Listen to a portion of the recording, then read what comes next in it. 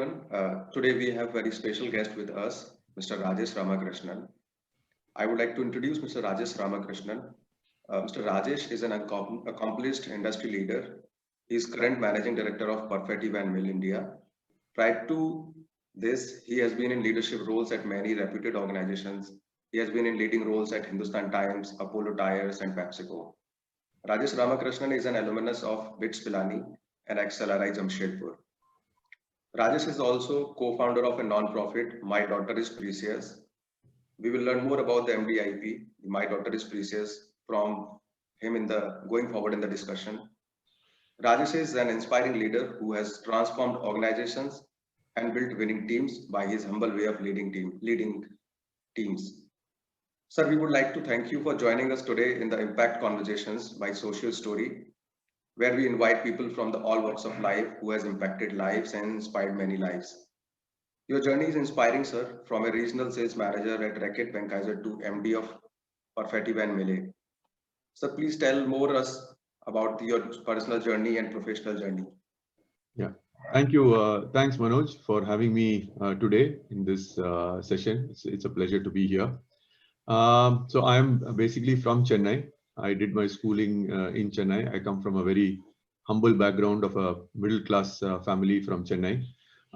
Pretty much studied grade 3 to grade 12 in the same school, and which was close to my house. So pretty much grew up in the same school, same neighborhood.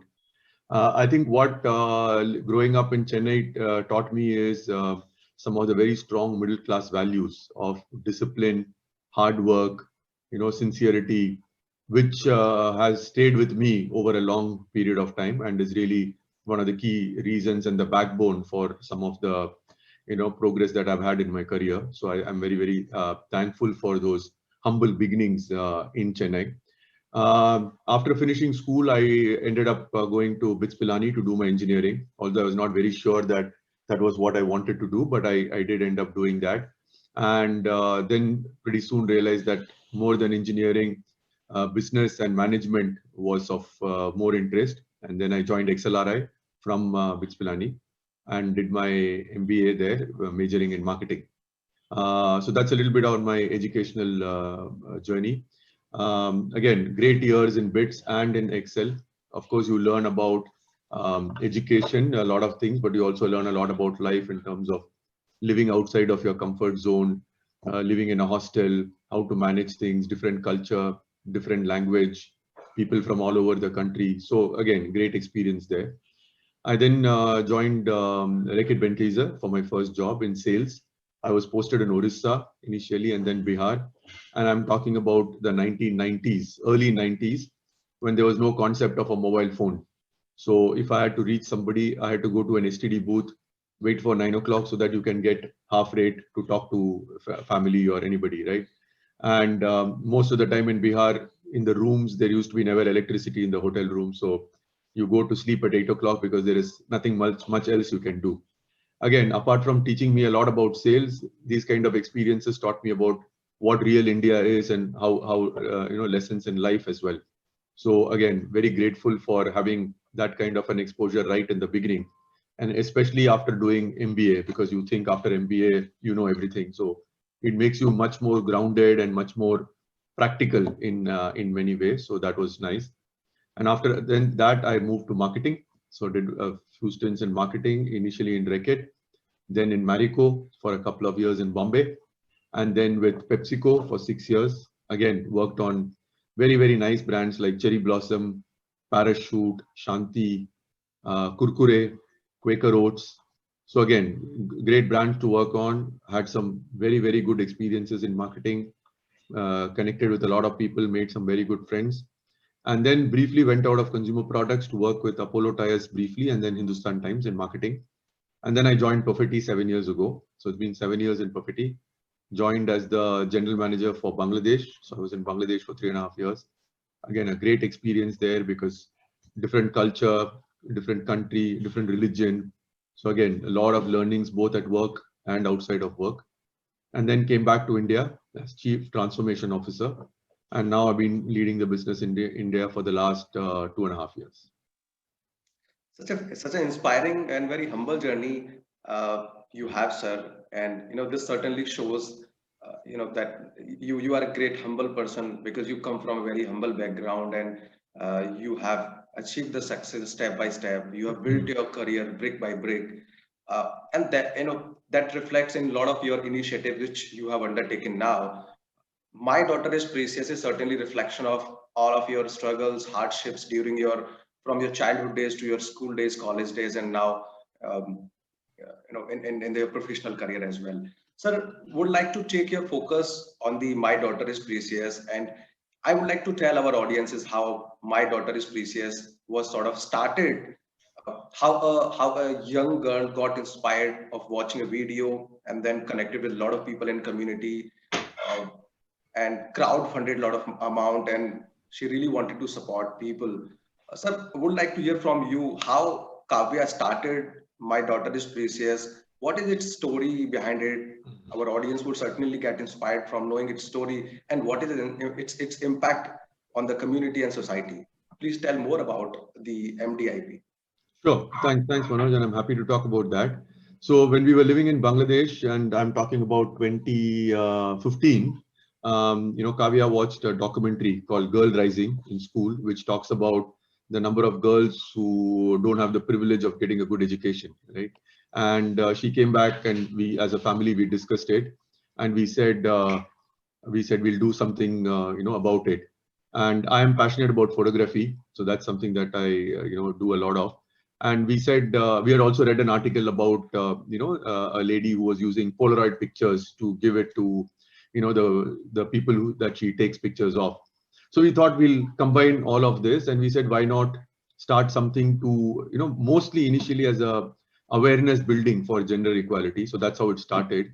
So what we started doing was in Dhaka, we started visiting underprivileged areas in Dhaka with a Polaroid camera, meeting fathers and daughters, taking a Polaroid picture of the father and daughter, giving the Polaroid to the father and saying, your daughter is as precious as your son, treat her well and give her a good education. And this, Polaroid is a, memento to cherish. And we did a little story on the girl as well in terms of, what she liked to do, what would she like to become when she grows up, who her friends are, and so on and so forth. And we created a Facebook page called My Daughter is Precious, where we used to post these stories, something like the Humans of New York kind of thing, right? And initially, like I said, it started to generate awareness for gender equality and education for the girl child. But having done that, and then of course, when we used to come to India as well for holidays, we used to do it in Delhi, in Chennai, and so on. And then we said that, okay, creating awareness is good, but can we take it to the next level in terms of also creating an impact in terms of making a difference to some of the girls? That's how initially, first time we started crowdfunding with the help of Bit Giving. And then we raised money and gave it to Nanikali. So it was a sum of 3.5 lakhs, which was really helped 100 odd girls to go to school for 1 year. But then again, we got thinking about it and said, okay, this is fine. But one of the insights that we had got was typically the challenge comes when the girl turns, 16, 17, etc. When either there is a cost to the education, or the family wants her to work at home, or they want her to get married and therefore why study, and all these things crop up, right? So that's when we said, why don't we choose girls who are in that age group, who have finished school and are just going into college, and see if we can support them to finish their graduation, so that at the end of that 3 years, they can get a job and get economic independence, right? So that was the new model that we evolved to. So we started that model about 3 years ago. And we've also tied up with a college in Delhi, Janki Devi Memorial College, where we find the right girls who are passionate about wanting to study and who are also academically doing reasonably well. And then we support them on the education. So we have tied up with an NGO called Shiksha Dan. So we collect money from friends, family, whoever wants to contribute. The money is then transferred for a specific girl directly to the college, so that the money does not fall in between into the wrong hands. And we get a receipt, which again then we share with the donors, etc. We also share the progress of the girl, how she is doing. So there is a lot of transparency in the system. So Kavya is prime mover of that, and she manages the whole initiative. She's 19 now. And my wife, who's a leadership trainer and an executive coach, she runs an organization called GLOW, which is Growing Leadership of Women. So she has now got a cohort of mentors, right? Women who want to contribute and make a difference. So each of these girls now has a mentor as well, right? And they communicate once or twice in the month, depending on the requirement. And it's a lot about what kind of course should I do? If I do this, what kind of job can I get? Because they don't have anybody to talk to. They come from, again, underprivileged areas. So they don't really know somebody who can give them some good advice. So these mentors act as, a strong source of advice and suggestion for the girls. So it works out very well. So there is a mentoring part to it. There is a financial part to it. And then, of course, we run the whole program as a composite. So that's a little bit about how My Daughter is Precious works.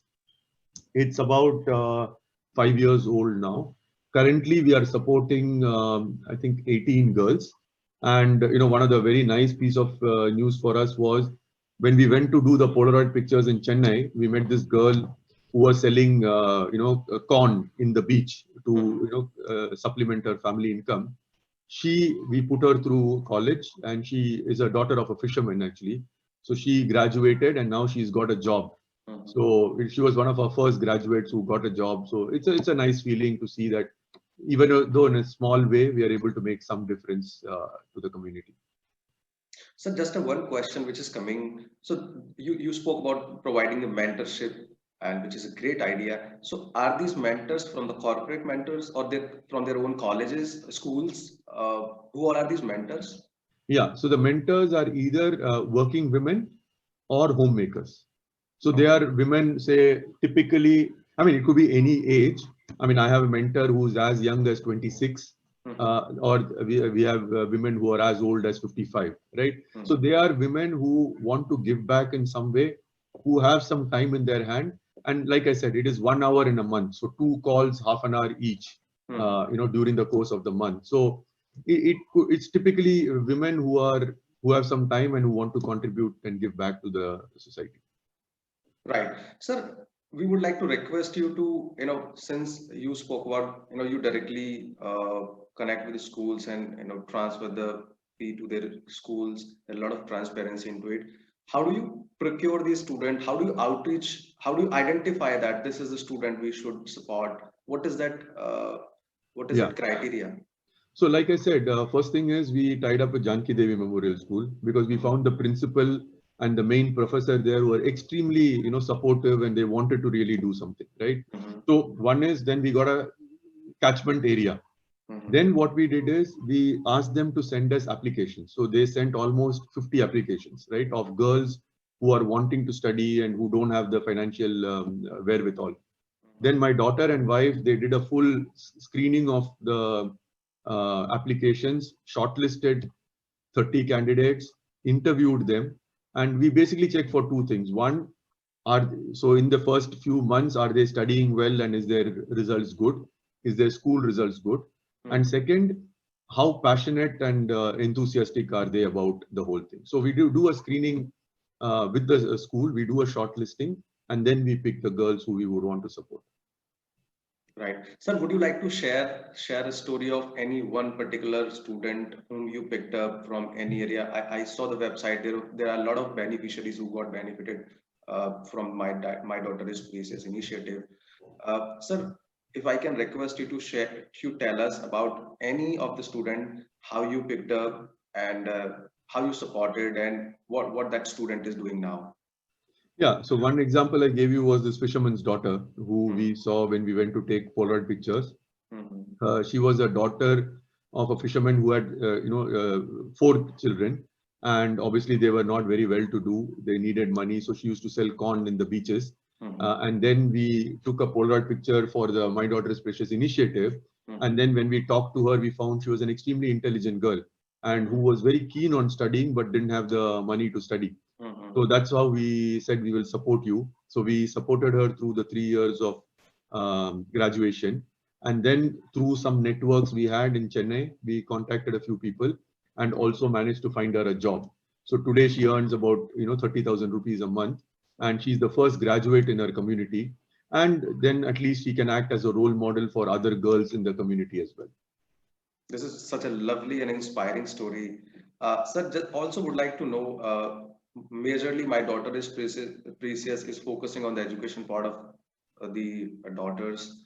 Uh, are there any further plans? Because there are a lot of things in the society which can be done, especially in context of supporting women and daughters in the community. Do you have some more plans in the future of supporting, maybe uh, looking at the healthcare, health and hygiene for women, and there are many other areas where can we focus. So what are your future plans for my daughter is Precious? Yeah. See, I think, there is always more need than what there is as support, right? And that is true. But at least our philosophy is that, we have taken a certain area we want to focus on, and we will concentrate only on that area and focus on that. So our focus is very, very specific, which is not even primary education of girls. Mhm, It is higher education of girls so mhm, that they can get a good graduation, find a good job, and become economically independent. And we don't want to deviate from that. So mhm, right now we are, tied up with one college and supporting about 18 girls, like I said. mhm, But mhm, we are now looking at seeing if we can adopt one more college, right? mhm, And then see if we can support a few more girls. mhm. Ultimately, of course, it's also a function of how much funds we are able to collect, Right, right? right. So every time I get an opportunity to talk to my friends, colleagues, other people I met in my network, of Mhm, course, I talk about my daughter is precious. There are mhm. many people who are happy to contribute also. It's a fairly transparent process, so that's what they like about it. So we would like to continue that journey and see if we can support more and more girls in that area and not really dilute focus by going into other areas. Great, great. So thank you very much for sharing about my daughter is Precious. And it is a lovely example. It is a fantastic, it is a brilliant example of leading the purpose and impacting the community. We wish you all the best, and we look forward that community, individuals, CSR would certainly like to support such initiatives which can create a larger impact on the community. Thank you. Thank you. Sir, moving forward from here to our next round of discussion, my next question to you, sir, at Perfective and Mille, the major focus of CSR is the education and environment. Sir, we would like to understand that what are the primary rationale behind choosing the education? Certainly, environment is because your organization, Perfective and Mill, functions in such business which needs to be focused on the environment and climate. Uh, I would like to start from the education first, and then we'll reach on the we'll try to ask you more questions on the environment side. So, what is the rationale behind choosing the environment as an area to focus? Yeah, so see, we make the chewing gum and candies, confectionery products, and with brands like Center Fruit, Center Fresh, Alpenlibe, Mentos, which are, of course, consumed by all age groups, but predominantly children, right? So that's why we chose education as a main area where we would like to focus. And Mhm. what we do is, again, here, education is such a wide area. Now we Right. could go anywhere, any which ways, but we have three factories in India, in Chennai, Manesar, and Rudrapur. So Mhm. what we are currently doing is we have adopted schools near our factories, right? Because there are, workers in our factories whose kids might be going to those schools. So we have adopted two schools each next to our three factories, so six schools. We have, given them infrastructure, so repaired the toilets, put up ceiling fans, blackboards, benches, chairs, etc., and got the basic infrastructure going. Recently, what we also do is, again, Shiksha Dan does some very good work with education space. So we have tied up with them to get English helper software so that the kids are learning English in the right manner. And last but not the least, for deserving students in grade 10 and grade 12, we also have initiated scholarship for them. So those are the three things that we do as far as education is concerned. Great, sir. Great. And certainly, sir, the products of Perfective and Mille, they are now considered as essential products for the youth like us. Every day we use Center Fresh, Center Fruit, and like these are considered as essentials for the youth nowadays. And now my next question is, sir, climate change has become most pressing issue. India generates around 9.46 million tons of plastic annually, and its 40% remains uncollected. So what are various measures of Perfective and Mill to ensure it is collected and recycled? Yeah. So as far as environment is concerned, we do work in three areas. One is water. How can we reduce water consumption? So there's a lot of work going on in the plants to reduce water consumption. Second is energy. So we try and going as much green as possible. So using biomass fuel, using solar energy, and so on and so forth. So how do we continuously reduce, carbon footprint? And the third area, of course, is plastic waste management. So, of course, we do put in plastic into the environment because of the nature of the food product has to be safe. So if consumers like you have to eat our product, it has to reach you in a safe manner for which plastic is required. But at the same time, as a responsible corporate, we also try and see how we can reduce usage of plastic, reuse plastic, and recycle plastic, right? So there is a 3R program that we try and work on. So in our own small ways, we take several initiatives. For example, we've tied up with an NGO called Trash to Cash. So they deploy, physically, mentally challenged people to work to convert waste material into economically viable, products. So we work with them. For example, now all our Diwali gift boxes in the last 2 years are made with recycled plastic. So instead of packing it in a plastic box, we pack it in a box made of recycled plastic material. So that's one example of it. Another example is today, 27th of November, I'm actually going to inaugurate a park now in the next 2 hours, where we have adopted that park. We have done up the walking track and all the swings, the benches, the seesaw, everything with recycled plastic. So the walking track has now been made with recycled plastic. The swing and the seesaw is now made with recycled plastic. So we have done the whole place up with, plastic waste material. So these are small baby steps that we are taking. The pallets on which we store our product in our godowns.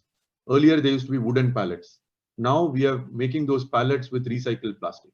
So everywhere we get an opportunity, we are trying to do what best we can in order to convert some of this plastic waste into more useful material. Fantastic. And sir, we strongly believe as a responsible corporate, Perfective and Mill is taking the steps towards reducing the carbon footprints and moving towards the recycle and collect the plastics from the ecosystem. We as an individual also has the responsibility of not throwing the plastics uh, and rather put it at the adequate places where it can be collected. And also we expect that the corporations who are especially creating a lot of carbon emissions and carbon footprints would also become more conscious towards reducing, and also that's how we can imagine of a sustainable future going forward. So COVID, there has been a lot of discussions now about COVID. Pandemic has hit hard the development sector, the social sector, from funding to grassroots implementation. All things are getting tough in the social sector. And other day I was talking to VG Krishnan sir also about, and I was seeking his advice because we are also a non-profit organization, Social Story. So organizations like us, social entrepreneurs, they are really finding it very tough to survive nowadays because a lot of funds has been transferred to PM Cares also certainly, and because the profit has lowered down, profit has gone, you know, these in the current financial year, the profits of the organizations are getting reduced, and that directly impacts the CSR spendings and all other things. So we would like to seek your advice. There are a lot of NGOs who may like to seek the advice and guidance from a leader like you, how the non-profits can survive in these unprecedented times. Yeah. See, I think the good news is that a lot of corporates now it's mandated that they need to spend a certain percentage of their profits for CSR, right? So I think that's good news, because then that means there is more money available to be spent on the community, and it's a question of tapping into them. I think from an NGO perspective, I would, my suggestion would be to focus on three things. One is find a core area of focus and stick to that. right? You earlier asked me the question, will you go to women's hygiene, women's health? I'm not saying they are not important issues. They are definitely very important issues. But the minute you try to go everywhere, then you dilute your focus and then you end up doing nothing. So my first suggestion would be to find an area which is core area of focus and stick to that area, because in every single area there is a lot to be done, right? Second is to genuinely do good work so that you are able to build credibility, because people are looking for credible NGOs, because there are also stories of how there are many outfits in the name of NGOs who take money and then we don't know what happens. I don't mean it as a I'm not talking about any particular NGO, but it is a general perception also that we are not sure if we give this money to this NGO, what are they really doing with it, right? So building credibility is the second important thing. And the third is building networks. Every single opportunity, like I think you are a good example. When we spoke a few months ago, then you picked it up with Mr. Krishnan, and then you wanted to connect. So I think building these networks, and that's the way many things work in the world. So I would say these three things: core area of focus, build credibility, and build network. So thank you very much for the guidance, and certainly all of my mentors, including DG Krishnan sir, also when I met him a year back, and the first discussion with Bindu ma'am and Krishnan sir was started with the credibility. So especially in the development and social sector, credibility of an organization plays a very crucial role. The trust plays a very crucial role. Then only somebody can fund you, support you, and do many other things with you. Without credibility, it is very hard to survive and function in a longer run. In shorter run, one may survive, but when it comes to pursuing the purpose and surviving in a longer run and scaling in a longer run becomes very difficult when you lose the credibility. And you are a great example of credibility, building the great teams at the organizations, building the very popular brands like Mentos, Alpenlibe, and Center Fruit and Center Fresh. And honestly, sir, Alpenlibe is not a product; it is an emotion. I have been, and all the youth like me, we all have been using your products, especially the Alpenlibe. It has been very close to heart. Especially if I tell you a small story of my village, in Prasad, when during some spiritual function we do in Prasad, we distribute Alpenlibe as a Prasad. So I used to go nearby a temple, my home, and there we used to get the Alpenlibe in Prasad. So that has become a kind of emotion, not just a product to use. So we are thankful for having a leaders like you in the industry for building the great products. Now, sir, my question is, your journey of building winning teams and most popular products has been inspiring. Who inspires you? We would like to hear from you. Please share some story of your great inspiration, where this inspiration comes from. Was there any professor in your college or in your school? Was there any teacher or maybe parents? Sir, would like to hear more from you. Yeah, I mean, I think over the course of growing up, of course, parents play a very important role in inspiring and instilling certain values in you, which really stand the test of time and help you shape up to be what you are, definitely. School teachers also play a very big role because they are all the ones who shape the way you grow up, right? So school teachers, college professors, all of them. But if I were to take an example from the recent past, I would look at Indra Nooyi as one of the persons who has inspired me. She's ex-chairman of PepsiCo. Again, comes from humble beginnings, but really, rose her way up in the corporate world to become chairman of a multinational in the US, which is like not the easiest of things to do. And what inspires me about her is more than anything else, she had coined a term called performance with purpose. So performance is all about, yes, as a business, you need to perform and deliver the results, but it came with a deep sense of purpose. So it was, you should also do good and give back to the community. And that is something that I very strongly relate to also, that we are here to, run a business. We are here to make profits for the organization and grow sales, but we are also here to do good for the community. So that is something that I strongly resonate with. Certainly, sir. And leader like Indra Nooyi ma'am, she has inspired the generations, business leaders, and a strong business leader, businesswoman. She's inspiring the generations, and all the budding leaders in the industry, they get inspired from seeing her credibility, and the way she has built a great trust among all the stakeholders is certainly inspiring. Thanks for sharing your insights on that, sir. Also adding, this is not an next question, but just the extension of same question, adding to this only. So what are the top 3 things which you think that these are top 3 things which are crucial to become a successful, especially in the professional setup and also maybe as a human being? Yeah, so to me, I think the few things I would say are, one, be passionate about something, right? Find your own passion, whatever it is, but go after it with a very strong passion. That's what makes you drive things forward. Second is, go beyond what everybody else will do, and the third would be, have a growth mindset, because the easiest thing is to find excuses and say this is why this cannot happen. But success comes to the person who says, okay, let me find a way how to make it happen. The question is not can it happen or not happen. The question is how to make it happen. So that's a very growth mindset. So having a growth mindset, going over and above what you're expected to do, and being passionate about things, I think can really help succeed. And of course, you need a bit of good luck as well along the way. But that I think comes when you try at least these things as well. Certainly, sir. We can see this reflection of these words, that you have pursued all these things which you are telling us in your own life journey. And thanks for sharing your insights and your experiences with us. Now we are at the last days of our interview for the day. And honestly, sir, this morning I'm so humbled to have you, and I'm personally motivated and inspired from this discussion. This is just not an interview, but also a personal mentoring session for me today, sir.